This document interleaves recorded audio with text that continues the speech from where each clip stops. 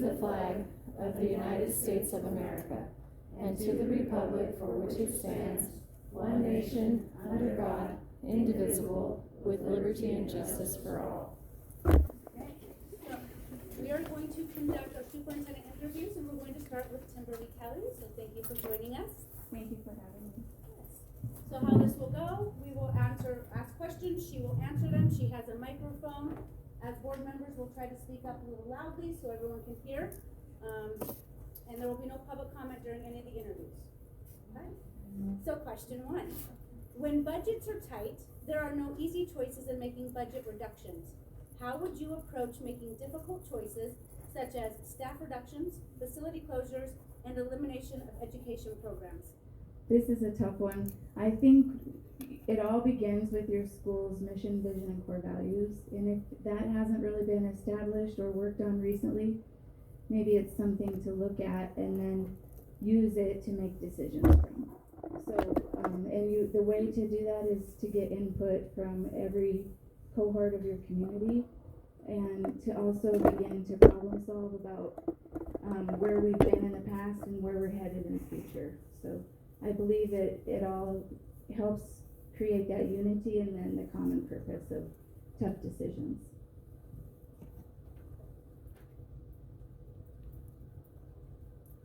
What strategies would you support and or implement to maintain enrollment in plans? So enrollment comes back to, if families are happy with the school. And I think you would have to really take into consideration why people have left, maybe send out surveys. And then the people that are here, are they happy with the school? And you want to make sure you have good programs in place that attract students. It all comes back to, are you meeting the needs of every student? Do you have something that attracts everyone, not just your sports programs, which are really important, I will add. But there are some kids who do better when there's a lot of programs like BPA and FFA and things that are not really related to sports. And also you need a good music program. Hopefully we could find a good teacher. But those things are really what attract kids here. And I think the surveys help to find, what people really want to see, and then do your best to try to build that. How would you go about attracting and retaining qualified staff members to commit to plans? So again, I think it ties into the effectiveness of your programs that you have. Also, if the teachers feel like they have buy-in, and if they have a voice that's listened to, then you can really create something that they help build, and they are on the same page as you.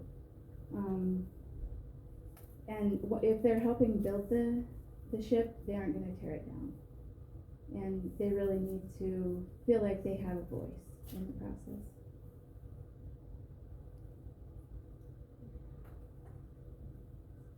And also, if you notice what people are doing and let them know you appreciate it, and build that kind of a culture where everyone voices those things, it's really helpful.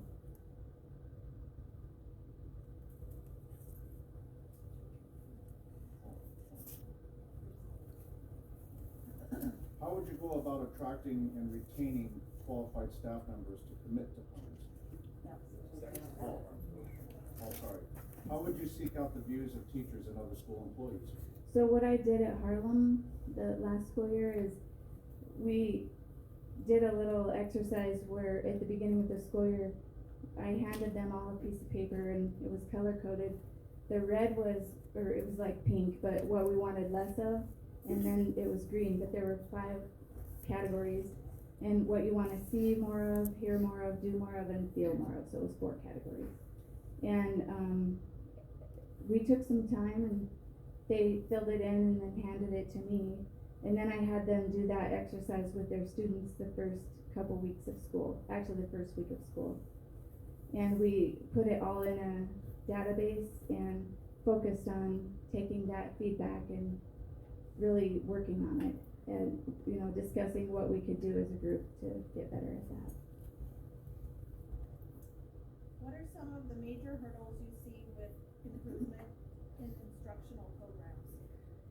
You know, I think a lot of it comes down to the budget, and that's one of the major hurdles is, it's nice if we can pay teachers what they're worth. Sometimes they feel like it's a struggle, but I think, if we can get to what the STARS Act asks, it would help with that. And then, doing our best to listen and put in, taking feedback. But I think the main thing is just having that common vision and working on the school vision, mission, and core values. At Harlem, what I did is I set the vision after taking all the feedback from teachers and students and community members. Our vision became, every student in the school will set and achieve academic, a personal, a social, and a cultural goal, because it was a tribal school. And the academic goal was the one non-negotiable that they had to set, and the rest they had freedom to decide what they want, if they wanted to set a goal or not. And then we had a mentoring system with our teachers. Every teacher had about 10 or 12 students that they mentored in the junior high and high school. And they would help the kids think about those goals and help them think, okay, you have a big goal, but how do you break it down this week? What are you going to do about it and today? And then we would celebrate every growth that they made towards those goals. And it was contagious. It totally changed the atmosphere in the whole school. What is your plan for meeting the needs of both general and special education students in a budget-constrained environment? Well, the special education students, you have to follow the IEP. It's a legal document, and you can get in trouble if you don't do it. So whatever it takes, you have to do that. And then prioritizing the needs of, like, remediating where kids are. If you teach teachers how to do that and how to do progress monitoring, which a lot of teachers already do, but they usually want to know how to do that, and then you celebrate the wins and the victories. It starts with baseline testing, and then you just work as a team to keep, and I think even just paying attention and helping students to realize, okay, here's where I'm at. And that happens with that mentoring piece. And we had a shared document with, like, a Google Doc for every kid that they had and their mentor had access to, and the parents could be involved too. But you talk about, okay, here's where you are in your test score, whatever you're using, if it's STAR testing, or we did that all the way up through high school. And then the students have, that could be part of their goal, but it works better if they set the goal. So you're not saying you need to work on this, and even if they improve, even if that's not their goal, you could tell the whole class, let's all work on improving our score, and if we get, this much improvement, we could have a party as a mentor group or whatever. But each teacher did that process differently, and I wanted it that way because they're unique individuals and they do things, and they are professionals. So it was really inspiring to share those things, like how they did it with each other. And our staff meetings were really fun because of it. And we would talk about something positive at the beginning of every staff meeting. They enjoyed sharing those victories of the growth that their students were experiencing.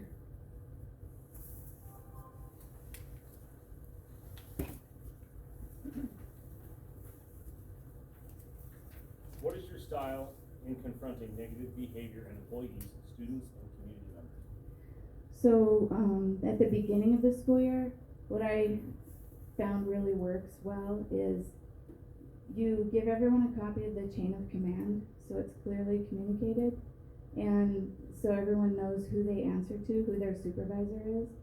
And I also would hand everyone a copy of their job description, and then say, you are free to do whatever you can do within the realm of your job description. You're a unique individual, but the policies and procedures protect us all.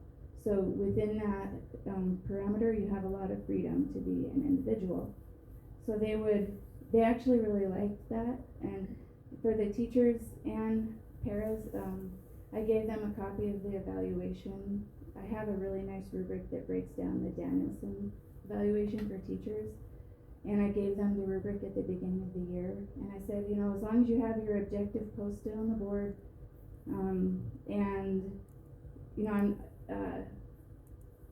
then follow the rubric here, you'll be well on your way to having an excellent evaluation. And they liked having those expectations ahead of time. And then of course you're always gonna have people who maybe don't realize that they're not following the policy. And I would always just have a one-on-one conversation with them, first of all, and just say, hey, this is the policy, we have to make sure we're following it. And usually that would take care of it. But there were a few times when I had to take disciplinary action, but I never had to go past the written documentation of a verbal warning stage. But I always consulted with legal on a lot of that. And there were a few other situations that I kind of inherited that weren't really my issues that I helped support through that were past that point. But usually if you start with that good foundation, you'd never really have to go past that. And if people are helping build the program, it helps a lot too.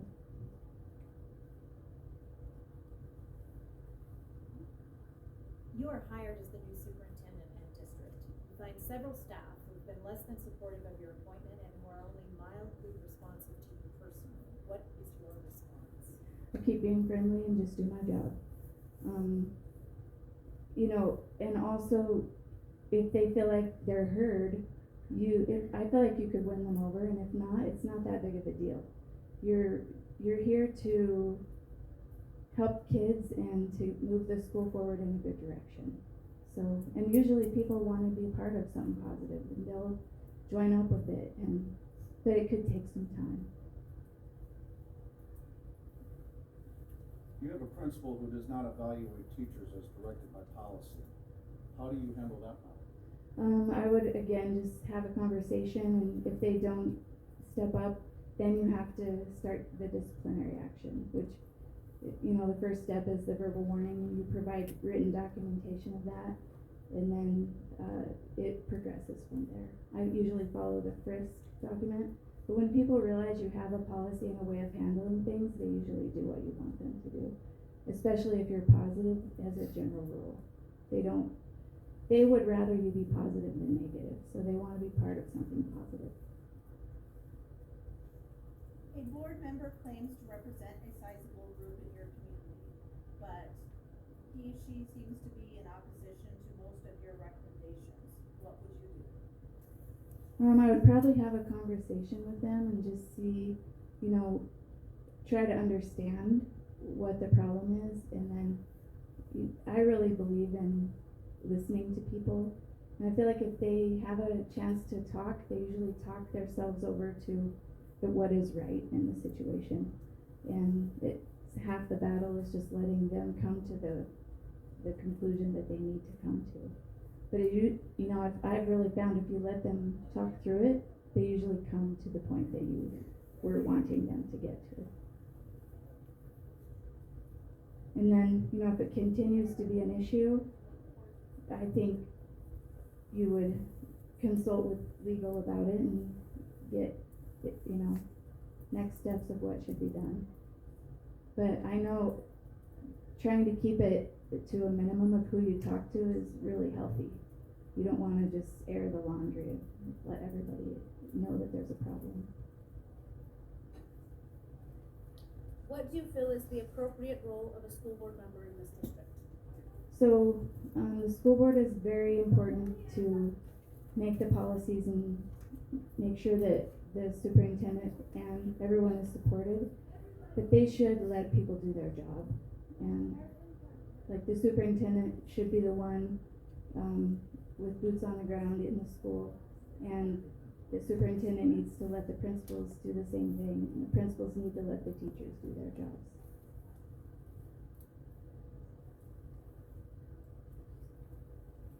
Many groups of people in the schools and community express a desire to meet and communicate effectively with the superintendent.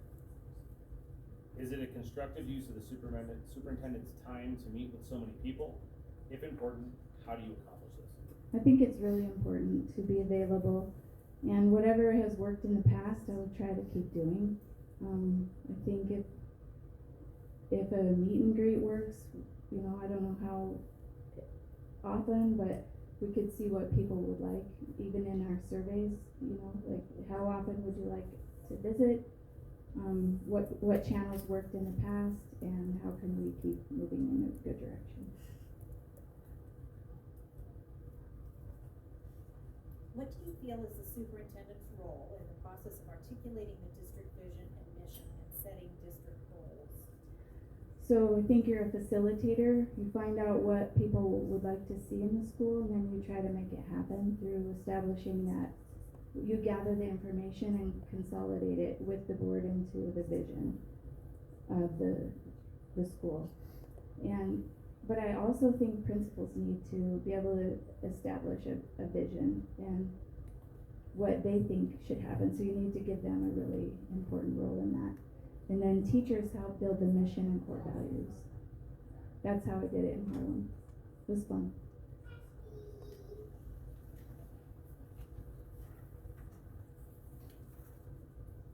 What type of relationship do you want to establish with the board? I think it would be great to have an open relationship where if there's any concern at all, you would let me know. And, you know, we could, you know, you're part of the community too, and the school board, so we should be able to help one another come to the point of forming a really good direction for the school.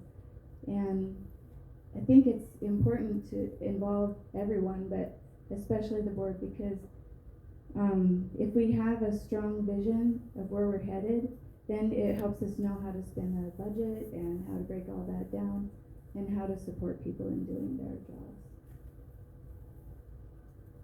Give us examples of the best ways you have found to communicate with the majority of the residents in your last district.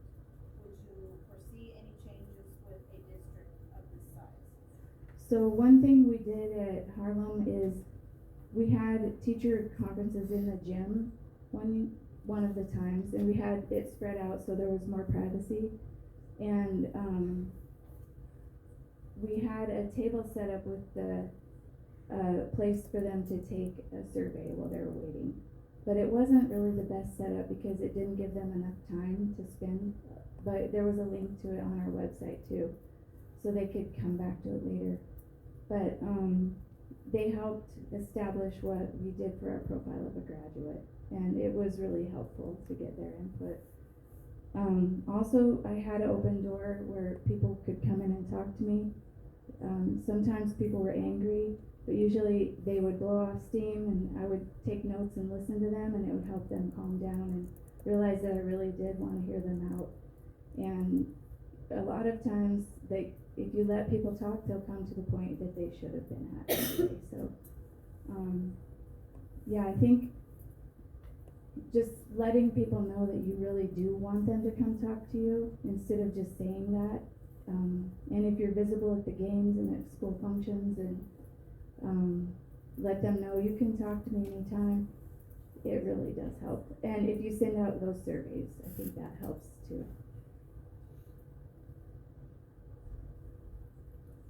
So tell us why you feel you are the best candidate for this position. I grew up here, I know the people, I love the people here. I also love children and education. And I feel like I've lived my whole life to do this.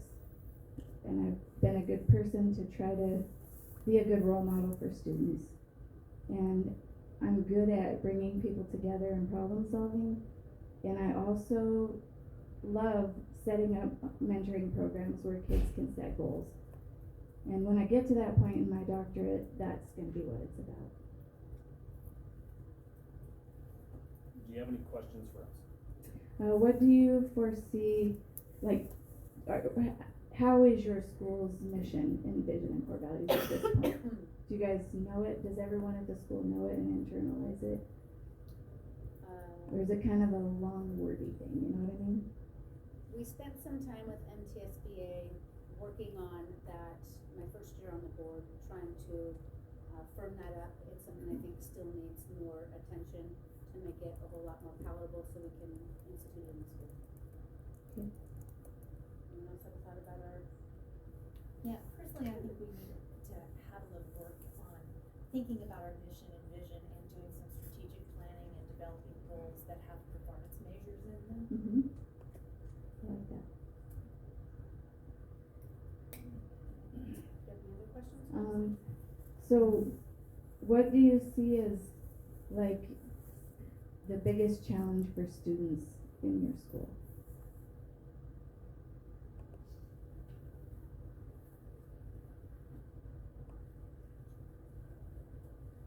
Obviously access to electives and things that they enjoy, right? Whether it's lack of funding or we can't find a particular instructor, like with music, been looking for years. That's a big deal. So like that could be something to problem solve together. No more ideas at it. We'd love a music teacher. Mm-hmm. Anyone else have any thoughts on that? And I think, providing a quality education is everybody's mission. Mm-hmm. And we have some challenges. Mm-hmm. There's budget challenges, there's enrollment challenges, there's seeing how viable the school's financial situation is gonna be into the future. And, there's been a little bit of division in the community this last couple of years, and I think that's influenced the quality of education that we've been providing here. So trying to get to a place where we're all pulling our oars in the same direction, I think is really important. Very good. I agree with that 100%. Mm-hmm. I think even elective availability is probably a little bit of a challenge for us, getting more choices for our children. I would like to get us to a point where we can see more of that.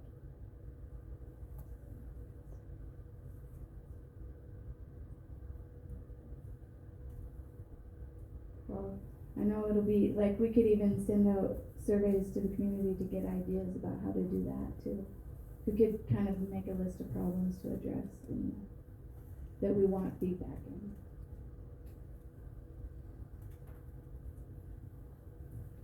Any other questions, guys? I think that's it. Thank you for coming and spending your time with us. Thank you. Thank you, Timberly. Thank you very much. Okay. Well, God, I hope so, because everybody's getting over that.